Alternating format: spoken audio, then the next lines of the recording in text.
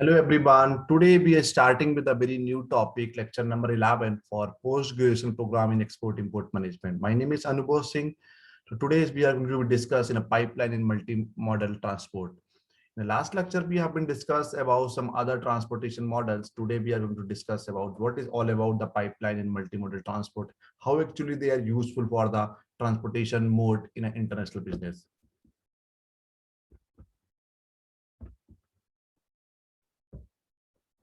Okay, so let us start. What is all about the pipeline and the multimodal transport? So this is the photo. You can see how the pipeline transportation actually work. As we know, for the crude oil and for the natural gas, for the domestic purpose, for the commercial purpose, and for the industrial purpose, we are using the pipeline transportation. Pipeline transportation plays a very vital role in terms of some liquid or in terms of some certain gas. Introduction to the pipeline transportation. Oil pipelines are steel or polyethylene tubes through the which large quantities of crude and refined petroleum derivatives can be channelized. Why do we need pipelines rather than alternative forms of transporting and gas derivatives? As we know, we have numerous number of transportations available. Even though why we need the pipelines. This presentation will highlight the features of pipeline transport. After this lecture, you will be able to understand what is all about the pipeline, what are the benefits of the pipeline, why we are using the pipeline over on some other alternative form of transporting. Firstly, we are discussed about what are the pipeline used for. As we know, the applications of pipeline spent domestically, commercial, industrial purpose. Pipeline can be used to carry natural gases to the home. Whenever we are talking about the domestic uses, even though pipeline plays a very vital role, jet fuel, airport, that is totally commercial, or crude oil to the refinery, that is called industrials. So, since last 10 years, we have seen pipelines, natural gas through the pipelines has been reached in a tier 1 city, even a tier 2 city and tier 3 cities.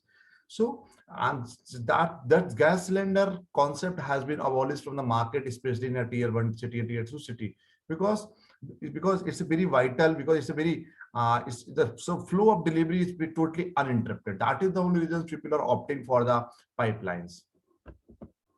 What are the importance of the pipeline transport? If we are talking about the importance of the pipeline transport, the efficient transport of oil from production wells to the oil refineries would be impossible without the use of an elaborate network of pipeline. Yes, it's very easy to understand. Without, if we are thinking about the import and export of the crude oil and crude oil from refineries to the final destination, so without the pipeline, we cannot even think about that. And this important midstream oil and gas components is also critical to the transfer of finished petroleum products to end users or dependent industries. The use of expensive network of pipeline ensure that domestic and industrial users have access to the uninterrupted flow of vital energy, generating the gases and liquid. So that is the one of the main reason behind using the pipeline transportation. That is all about that. What is all about? Uninterrupted flow of the vitals, energy, generating the gases and liquid. So in an easy way, we can understand without the pipeline, without the elaborate network of the pipeline, we cannot think about the transportation of oils and refineries from one place to the other place. That is the only reasons for the gas components or some other derivatives.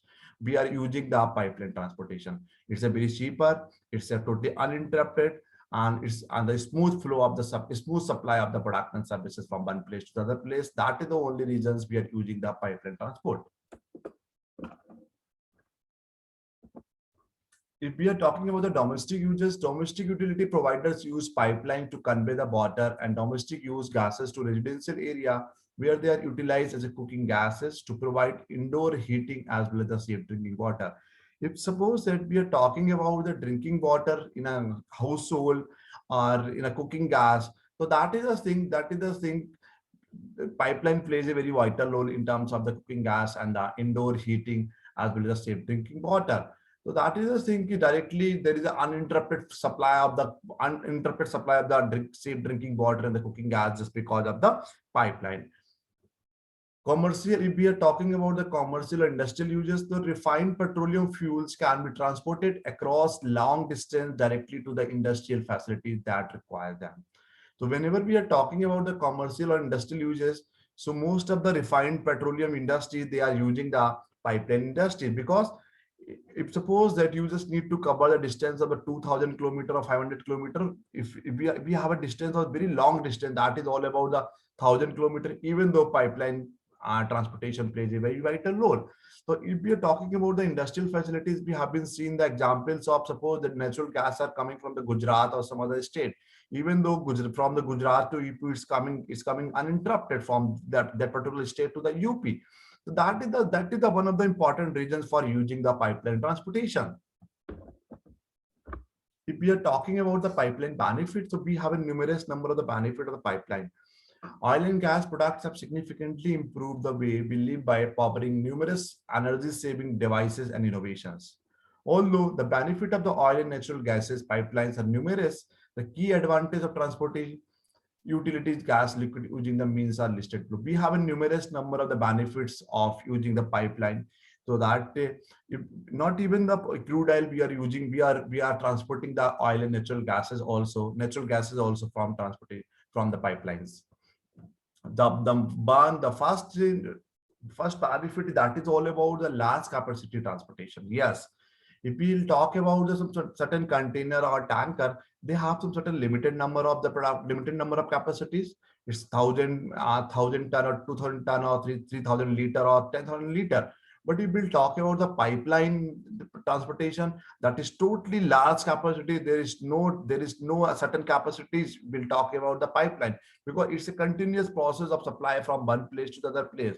So that is the thing we are using the pipeline. The pipeline can transport enormous amount of oil and natural gases from one place, from one industry to the other industries, one place to the other place, industries to the domestic. So they are more efficient at transferring these vast quantities of the oil and natural gases than conventional ships by rail, trucks, or ship. If suppose that if we are talking about the conventional shipment or traditional shipment, that is all about the rail transportation or truck or ship. So they have some certain capacities, they have some certain limited resources, that is the only reason capacities of, while talking about the capacities of the oil and natural gas transportation, that they have very limited. While talking about the pipeline transportation, it's a totally smooth flow of smooth supply of the gas and the oil from one place to the other place. So it's a enormous amount of the oil and natural gas can be transferred from the pipeline. Secondly, the safer and continuous transportation. It's a continuous transportation. Yes, this is the same thing I've been told in the very first point also. Due to the volatile and the highly flammable natural nature of the oil and natural gas, transportation has to be carried out as safely as possible. In this regard, pipelines will greatly minimize the risk of explosion during the transit. We have been seeing the numerous number of the examples when we are transferring the oil and refineries, or what we call natural gases, through the ship or train or truck. So numerous number of times we have been seeing in the past, it met with a accident. But if we're talking about the pipeline transportation, it's carried out as safely as possible. In this regard, pipeline will greatly minimize the risk of explosion during the transit from one place to the other place. That is the only reasons we are opting for the pipeline transportation. Most pipeline network are subterranean, which limit their exposures to natural elements. Also, above surface pipelines are specifically designed to withstand adverse environmental temperature and weather changes without developing dangerous leaks. Yes, that is the one. That is another important point for important benefit of using the pipeline. Again, I'm just telling you, most pipeline network are subterranean, which limit their exposure to natural element. Also, above surface pipelines are specifically designed to withstand adverse environmental temperature, even though there is no harm of pipelines. And weather changes, if suppose that weathers are changing in a very frequent manner, even though there is no impact of the weathers in the pipeline. That is the only reason. All these reasons I have been told you, that is the only reasons we are using the pipeline transportation. Next is the tiny surface footprints, avoidance of the densely populated areas. Yes, whenever we are talking about where the densely populated areas, even though pipelines plays a very vital role. Another beneficial feature of the pipeline transportation, the negligible above ground surface area they occupy. Typically, most pipeline systems are buried underneath the earth's surface because they all are the underground. The exceptions to these are places where natural rock formations prevent their passage, or it's uneconomical to lay subsurface system. Only those places they are using the very less number of the surface. Further, oil transport pipelines follow route that avoid the human populated area when the possible. They always try to find out those areas where the human population is very less. The significance of this mostly underground pipelines is this is the same thing I've been told you. The significance of the mostly underground pipeline network is the decrease in the potentially disastrous hazards associated with the man-made activities near the transport site. So that is the thing. We always try to find out the path in such a manner where the population is very less. If suppose that there is a human population areas, we always try to overcome, try to don't use that particular area where the population is very highly density. Next is shorter construction time frame. The installation of the oil and gas carrier pipeline system can be done in a fraction of the time required to construct a dedicated rail transportation system of similar length. Then the need to factor in a difficult geographical terrain or adverse climate consideration mean more planning, manpower, and a longer duration for the railway construction project, which usually spends by years. Pipeline construction is quicker as large capacity pipes can be simply be constructed to run over the natural geographical barrier. So this is all about we require a shorter construction. We require less time as compared to other transportation model, other transportation methods. If we are comparing with those things, suppose that because if we just want to be transport any goods from Mumbai to Uttar Pradesh, so it's around the distance around the 1500 kilometer. If suppose that we are using the train or ship or what we call truck, it will be take at least 24 hours. But while talking about the pipeline, it can come in a within the second also because it's a continuous process. There is no uninterrupted service. That is the thing we are more preferring the pipeline services. So again, I'm just telling you these particular points. The installation of an oil and gas carrier pipeline system can be done in a fraction of the time. That is in a fraction of the time required to construct a dedicated rail transportation system of similar length. The need to be factored in a difficult geographical terrain and adverse climatic consideration mean more planning. Yes, where the climatic conversion when the where the climate is not in your favor, there is an adverse climatic consideration. In such a situations, we require the more planning, more manpower, and the longer durations for a railway construction project, which usually spends years. Sometimes it spends the years also. The pipeline construction is a very quicker as a large capacity pipes can simply be constructed to run over the natural geographical barriers. So we'll try to compare with a certain rail network or ship network or the truck network or road network.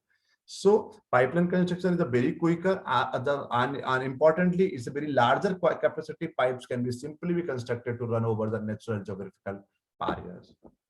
Next, low energy use, reduced transportation cost.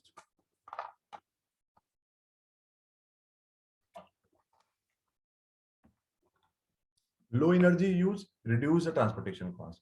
Among the benefit of the pipeline transportation of oil and natural gas is the efficiency of the process. Pipeline system utilize the comparably lower amount of energy to transport significantly larger volumes of oil than can be conveyed by the truck, rail, or ship. Yes, as compared to the rail, ship, and truck, we can transport the larger volumes of oils through the pipelines. That is again one of the very important reasons to choose the pipeline transportation. Pipeline also simplify the oil and gas metering process with the help of modular process skid manufactured for pipeline applications.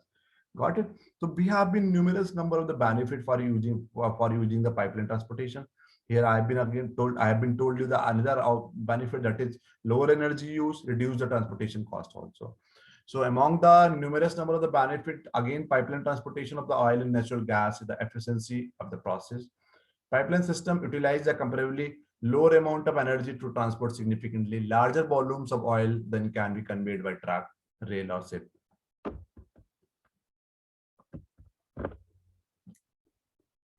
Then environmental friendly.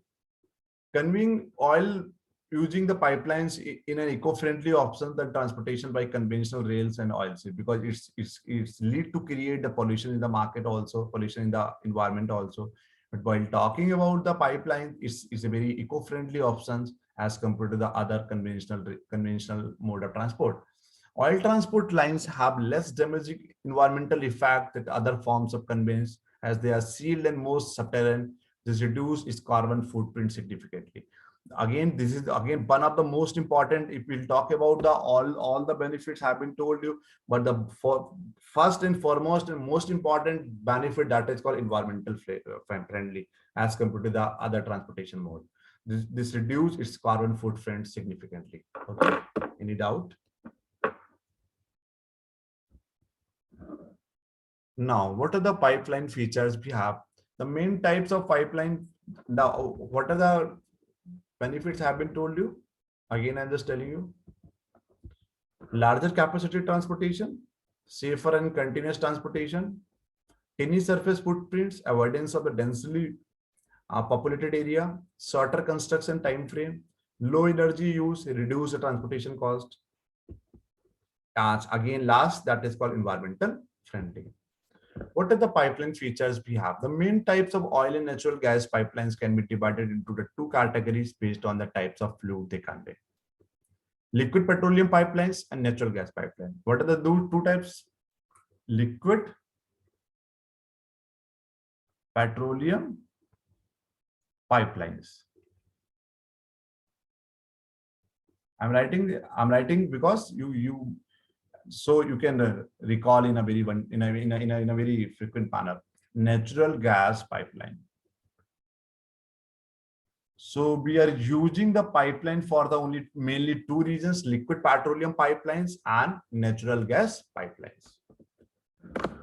If we'll talk about the liquid petroleum pipelines, these are the network of pipelines that are further subdivided into the crude oil lines, carbon dioxide lines, refined product line, highly volatile liquid lines. So these are the four subdivided part under the liquid petroleum pipelines. Okay, crude oil lines, that is called petrol and diesel, carbon dioxide line, CO2, refined product line, okay, highly volatile liquid lines. If we'll talk about the natural gas line, these are a network of natural gas pipelines. So whenever we just want to be transport the natural gas from one place to the other place, from one destination to the other destination, we can use the natural gas lines. Now, what are the characteristics of the popular pipeline transportation? A unique mode of transportation. I've been told you. This is the one of the important and one of the very unique mode of transportation. So what are the benefits I have been told you? It's a very environmental friendly and as compared to the other transportation modes, because there is no pollution due to the pipeline transportation.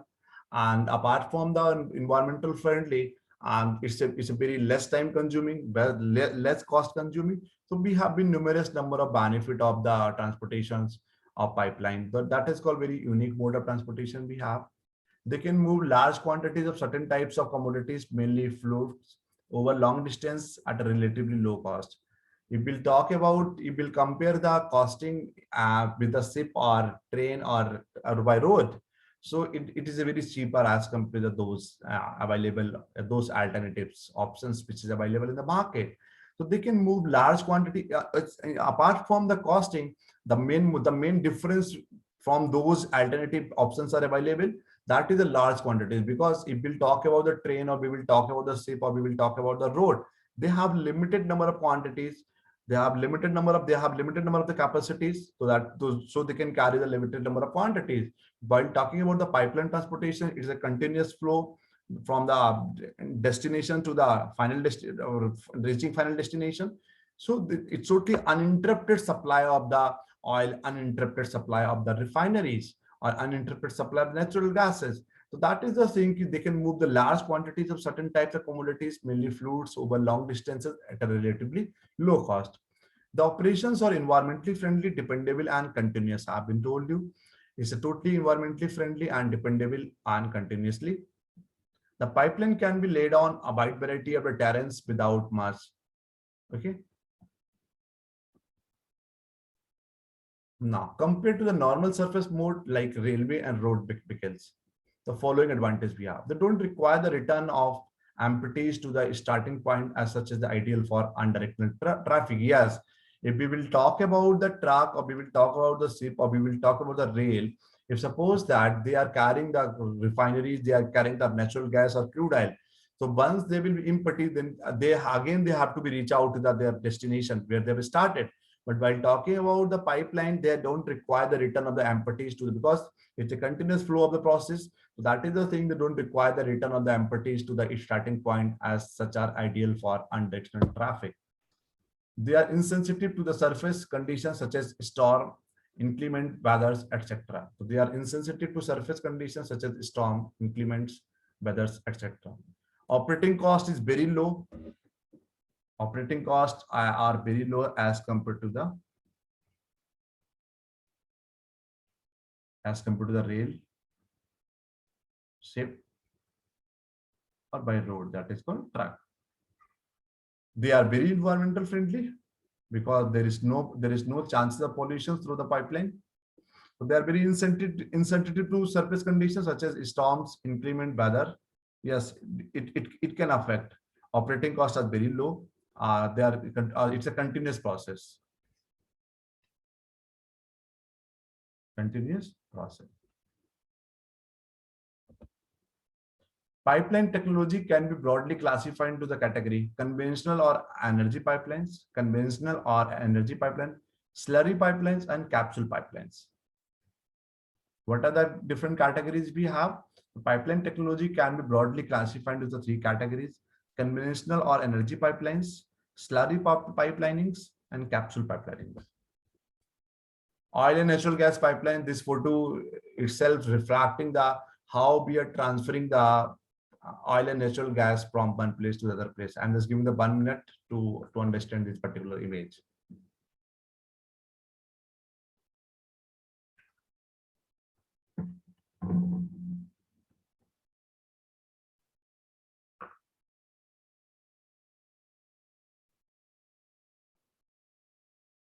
Oil and natural gas pipeline. You must have seen whenever you are going outer skirts outside of the city, though you can watch those screens, you can watch those photographs. Oil natural gas pipelines for other liquids, just like a water pipelines. Ancient Roman made use of large aqueducts to transport the water from one place to the other place. Even in India, we have seen they are using the pipelines for whenever we are talking about the government water, which is coming on time in the morning and afternoon in the evening, which is coming through the pipeline. The hundred of their were built up throughout the Europe. Checking the weir pipeline. Iran, Pakistan, I'm just giving certain examples. Iran, Pakistan, India gas pipeline project. Iran, Pakistan, India gas pipeline project, that is all about 27,755 kilometers, proposed to deliver the natural gas from Iran to Pakistan and India. Cost of the project was around $700 billion. That was around 5-6 years ago. India is predicted to require 400 million cubic meters of gas per day by 2025. India is targeting what India is targeting? India is predicted to require 400 million cubic meter of gas per day by 2025 because populations are increasing, consumption are increasing. That is the thing we have been predicted before 10 years. By the 2025, we'll require the 400 million cubic meters of gas per day by 2025.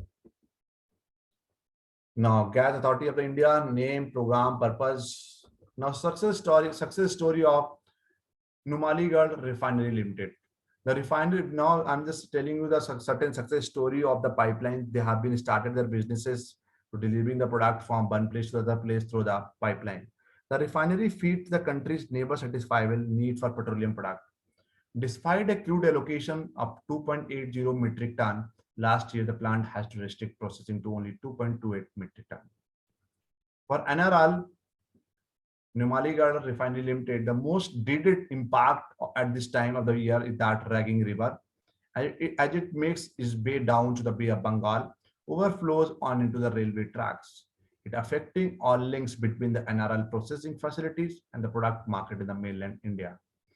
Even during the rest of the year, which is marked by the normal weather, the railways are unable to supply adequate rakes to the NRL on the single track railway line in order to ensure adequate evacuation. Therefore, the numerical are tied with another company in the northeast, Oil India Limited, to build a 660-kilometer product pipeline with the capacity to move 1.72 metric ton of diesel and petrol. The impact of the pipeline on the NRL. The railway were carrying on that 1.2 metric ton of product up to the Siliguri. With the pipeline is placed 1.72 metric of the refinery. I'm just giving certain examples. Why giving certain example? Because how pipeline has impacted on the NRL, how the scenario has been changed just because of pipeline transportation. So the railway were carrying only 1.21 metric ton of product up to the Siliguri. With the pipeline in place, 1.72 metric of the refinery total output would get delivered to the market in the east and the north. With the pipeline in place, the profitability of the NRL is expected to go up by as much as 150 crore annually because of the higher capacity utilization and lower transportation cost. If we talk about the pipeline, is not easily susceptible to damage from the monsoon-driven waters of the Brahmaputra. The Barauni-Kanpur pipeline, for instance, the operating cost is merely 191 per ton of product, but the railway freight per ton is 649 kilometer distance is a mere rupees 926 per ton. You can understand. I've been told you will comparing with the pipeline transportation cost with the railway or some other. Here is costing coming 191 per ton rupees. 191 rupees per ton. If we'll talk about the railway, that is kilometer is almost same because distance is same. That is 920, is around 8 times more, around 7 times more than as compared to the railway. In the case of the Chennai-Trichy-Madurai pipeline, the commissions in the mid-2005, the railway freight is likely to be around 728 per ton for a distance of around 500 kilometers, where the operating cost of the pipeline for the distance is expected to the only 66.30. So this is the thing I've been giving examples how the pipeline is cheaper as compared to other alternative modes which is available in the market. So you can write down the examples of Chennai, Trichy, Madurai and the Barauni, Kanpur. Okay, and this is giving the 1 minute.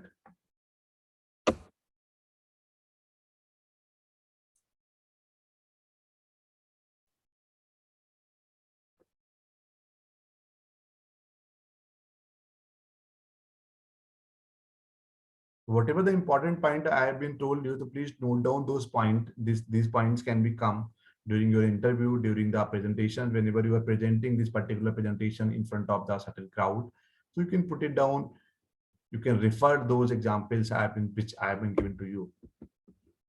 Now, this is all about the pipeline. So what I have been told you about the pipeline, again, I'm just telling you.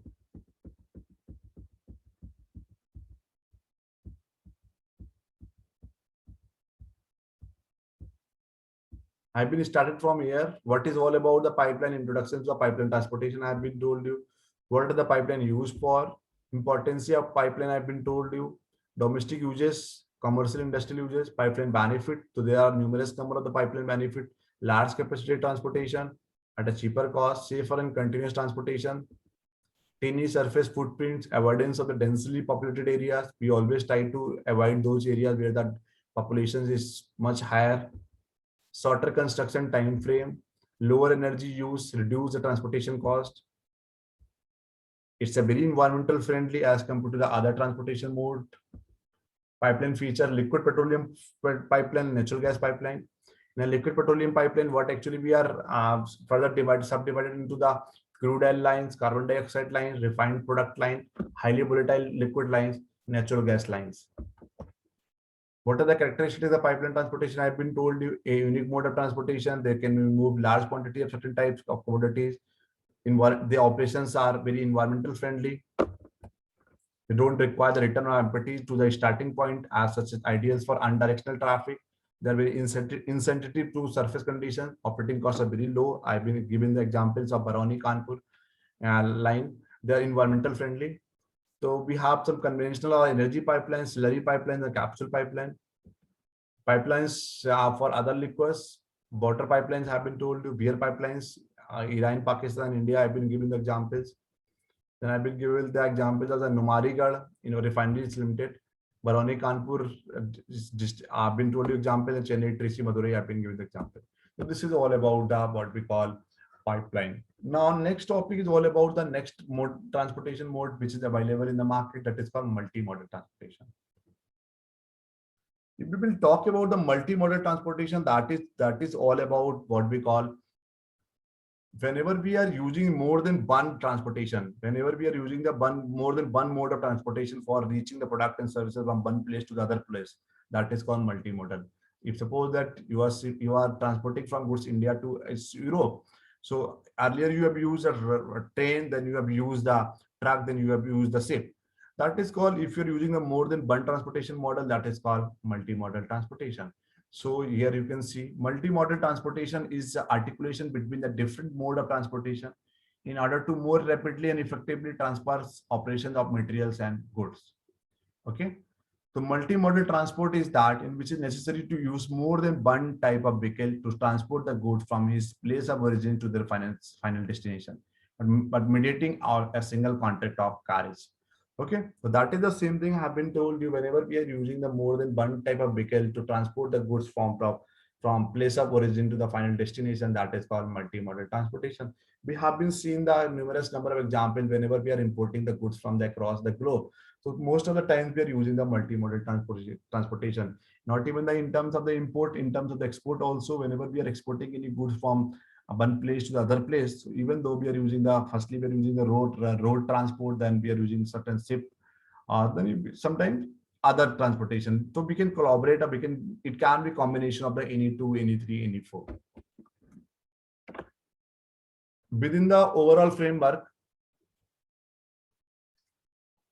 we distinguish intermodal transport using a different type of transport but using a single measure of load, and combined transport, the responsibility is assumed by the different operators. Okay. Multimodal transport is effected by the multimodal transport operators who hold a multimodal transportation contract and assumes responsibility for compliance as well. So whenever we are talking about the multimodal transport is affected by the multimodal transport also. So all those operators we are choosing, he or she has a full responsibility to carry out the product from one place to other place. He or she has the multimodal transportation vehicles, even though then only they can transport the goods through the multimodal. So this is a said by air, by road, by ship, and by train. This is by train, this is by road. So that is called combined freight transport can be organized in a different ways. In general, trades cover short distance between the loading area and the transshipment point respectively. Between the place of arrival and the recipients, long distance hauls in conducted by other means of transport such as trains, ship, or even planes. Whenever we have the very long distance, long distance for at a destination stage. Suppose there's a place of origin is in Lucknow or Delhi, but the place of destination is West Indies or South America or some other countries. So sometimes what actually we have to do, we have to use the 2-3 mode of transportation for reaching the product and services on time, because the risk will be less as compared to the while talking about the multimodal. So again, combined freight transport can be organized in different ways.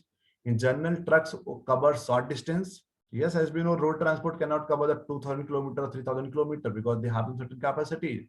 The trucks cover the short distance between the loading areas and the transshipment point respectively, between the place of arrival and the recipient. Long distance haul is conducted by the other means of transport such as train. By the train, we can cover the 2,000 kilometer, 3,000 kilometer, 4,000 kilometer also. Ship, by the ship also, or even the plane also. Multimodal transport operator MTO. Here is a customer door, track, rail, warehouses, Mexico warehouse, US Mexico warehouse, Mexican trucking, dock. So multimodal transport operator means any person who on his own behalf or through another person acting on behalf conclude a multimodal transport contract who assume responsibility for the performance of the contract. So all those persons who are taking the responsibilities to the multimodal transportation, they will call multimodal transport operator. but it's a totally their responsibilities to arrange the all the vehicles, whatever the require, whatever the requirement of whatever the requirement of total those vehicles. The main features of multimodal transport is the carriage of goods by two or more modes of transport under one contract. So whatever the contracts we are making for transportation of goods from one place to other place, so in that particular same contract we have to be written down whatever the carriage of goods by two or more modes of transport under the one contract. One document and one responsibility party by the MTO, multimodal transport operator, for the entire carriage who might subcontract the performance of some. Yes, this is a very important point, very important point. It will not be matter whether, if suppose that I'm just giving the responsibility to the party A. Party A is giving the responsibility to party B, party C, or party D. But being an owner of the particular goods and services, I'll ask, if suppose that any mishappening happen, so I'll directly catch out the party A, because A is the responsible, A is the MTO. So it will not be matter if suppose that any dispute or any mishappening happens is because of the operator B or C or D. But I know only the A. A has carried forward their work to the party B, C, D. So that is the thing, one document and one responsibility party. Who is the one responsible party? That is called MTO. MTO is the A for the entire carriage. Till the date, till the time your product is not reaching at the destination stage, A is the responsible, MTO is the responsible. Who might subcontract the performance of some, it will not be matter. The term combined transport and intermodal transport are often used to describe the carriage of goods by two or more modes of transport. Okay.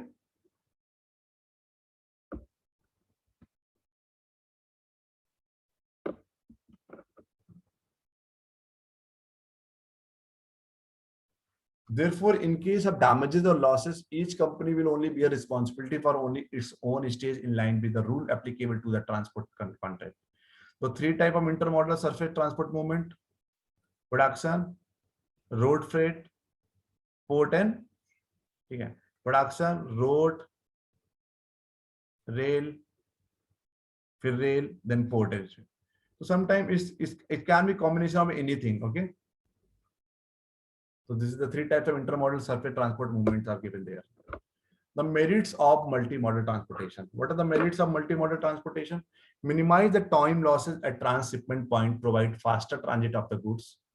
The faster transit of goods, minimizing the time losses as the transshipment points, because they have already given there. I've been already told you that whenever we are allocating the bulk to the party A, so A is responsible for the further shipment.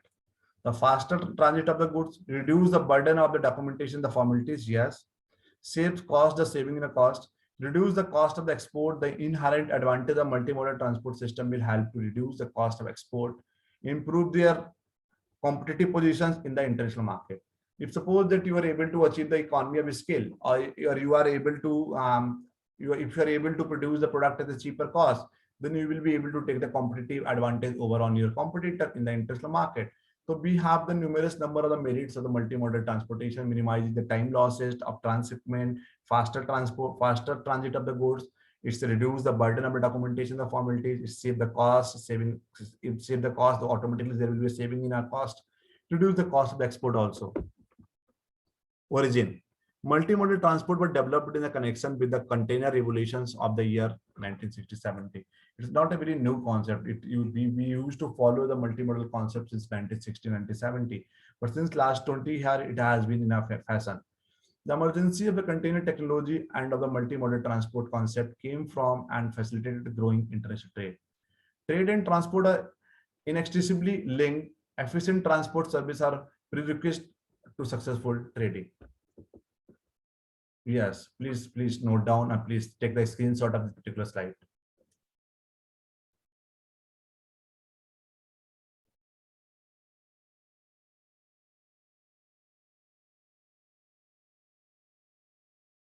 Start from shipper, goods order, consignor, shipping order, consignee notes, custom documents,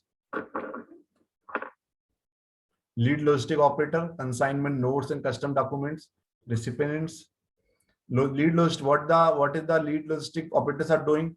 Truck order, Transshipment order, that is called from truck to railway terminal. Train order, again by the terminal order, again truck order. So suppose it start from the loading. It start from loading to in a truck to a rail, then rail to unloading, and again unloading by the unloading, and then delivering of the goods and services by the truck. So transshipment order through the terminal, then truck order. So one lead logistic operators for door-to-door transport, one lead railway undertaking for the rail transport. So I'm giving the 1 minute to try to understand this particular image.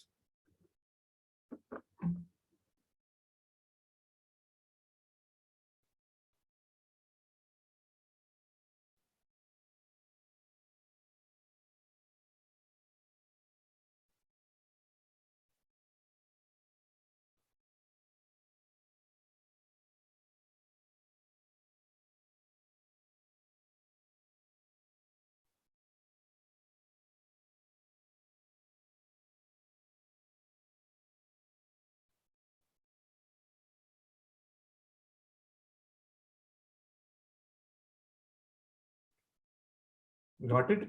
So it start from the shipping or ship order, shipping order, consignment notes, custom documents. I've been told you all these documents. Consignment note, custom document, lead logistic operator. The main role played by the lead logistic operator is giving the order to a truck order, then transshipment order, terminal, train order. Okay, acceptance of the goods and delivery of the goods. Finally, delivery of the goods. Combined container transport. Regarding the combined container transport, standardized loading units are transshipped along the different means of transport. In doing so, various combination of the land, water, and air transportation are applied in practices. Okay, got it? So it's all about the combined container transport. Regarding the combined container transport, standardized loading units are transshipped along different means of the transport. In doing so, various combination of the land, we have to be sent the product by the land, then water. It can be combination of the anything. Air transportation or applied in a practice. Then rolling road. Rolling road usually described carriage of whole trucks, including both tractor and the trailer, on low floor trains. In this regard, the second alternative that contribute to the additional cost saving to the forwarding of the trailer without the tractor has reduced the transport weight and labor cost. However, this option required a second tractor at the place of arrival. That is called rolling road or forwarding of the trailer. Again, I'm just telling you, rolling road usually describe the carriage of the whole trucks, including both tractor and the trailer, on the low wherever the or whenever the behalf of the low floor trains. In this record, what actually we do, second alternative that has to contribute to the additional cost saving its forwarding of trailers without the tractor, as it reduced transportation weight and labor cost. Roll-on or roll-off traffic means the carriage of freight vehicles on ships over a certain distance. A rarely applied option is less transportation. In the course of an inland water vessels, commonly known as a less barrage, is carried by the barrage carrier or sea-going vessels. So trailer shipment, what is the trailer shipment? That is the rail transport of the trailers refers to the combination of the rail and road hauls. Okay. Roll on, roll off traffic, less transportation. Okay. The introduced multimodal modes of transportation basically combine the flexibility of the truck and economy of scale of such means of transport that are designed for the long distance forwarding. Okay. So what actually we are doing, the introduce the multimodal modes of transportation basically combine the flexibility of the truck with economies of scale to such means of transport that are destined for long distance forwarding. However, additional handling process are cost and time consuming. The benefit of utilizing different means of transportation idly outweigh or even exceed the expenses. This mainly depend on the distance to be covered, the efficiency of the transshipment points, and the goods to be conveyed. So terrestrial multimodal transport flow supported to the SINMAR TM system. Departed point, freight loading to the freight in container on the vehicle, then by the road transport, vehicle container freight monitoring, freight transit from vehicle on the wagon, railway transport, destination point, wagoner container freight monitoring. Again, you can take it the screenshot of this particular slide.